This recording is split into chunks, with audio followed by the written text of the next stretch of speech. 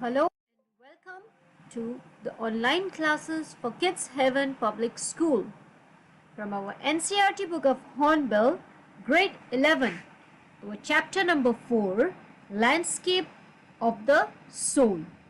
Okay, and the topic is our summary. So we have completed the reading and explanation of the story. Now we would look at the summary. So in this chapter, the writer contrasts two forms of arts. That means the writer, that is the author, tells us about two different types of arts, the Chinese art and the European art, and she explains the differences between the two types of arts. In China, during the 8th century, the Tang Emperor Xuanzong commissioned a painter Wu Daozi to decorate a wall in the palace. Upon seeing the wall painting, the emperor started noticing the outer appearance of the painting, but the painter drew his attention to a cave at the foot of the mountain. The painter entered the cave, clapped his hands, and the entrance closed behind him, and the painting too disappeared. You see, so of the 8th century, see, it's a very old story. So in the 8th century, there was this emperor. Emperor is like a king. His name was Zhangzong, and he asked a painter to decorate one wall, okay, a wall in his palace. Now, when he finally saw the painting on the wall, he was lost in it. It was so beautiful, okay. It was like it had nature in it. It had colors, it had mountains, it had rainfalls. It had a lot of natural and beautiful things. But the painter drew his attention to a cave at the foot of the mountain. Okay, there was a cave. So what does the painter do? The painter claps his hands, the door of the cave opens, and the painter goes in. Once he goes in, he claps his hands and the door closes, and that painting that he made also disappears from the wall.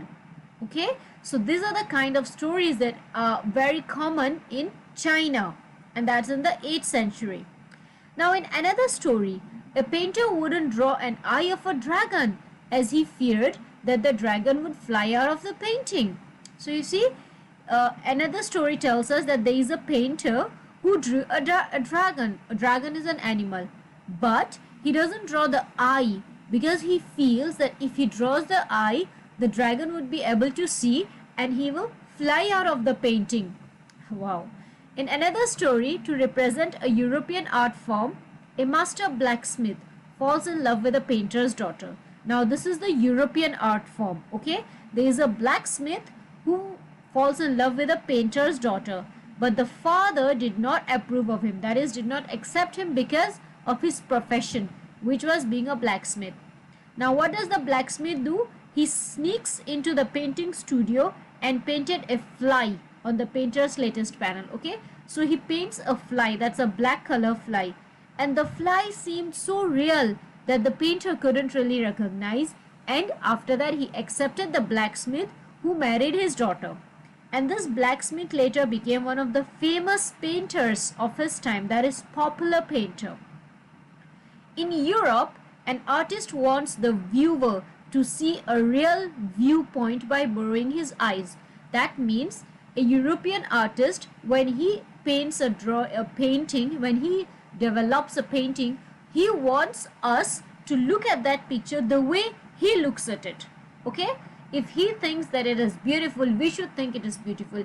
If he thinks this is a mountain and there is waterfall, we should also look at it the same way. Okay, that means borrowing his eyes. We are not practically going to borrow his eyes.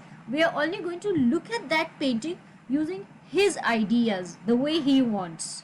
The art must be perfect and must be illusion likeness. Okay, so that painting of a European artist must be perfect. But in China, the artist doesn't paint a real one, but uses his inner and spiritual voice to create an abstract piece. Now in China, it is a reverse. A Chinese painter doesn't want us to look at that painting the way he does. He tells us something entirely different. When we look at a painting made by a Chinese painter, we can develop a lot of different ideas, We can even go into imaginations about the different items, the different parts of that painting. Okay, now that abstract piece, that kind of concept is called shan shui, which means mountain water. When they are used together, they make the word landscape. And that is our summary of our story, Landscape of the Soul. I hope this was clear enough. Thank you.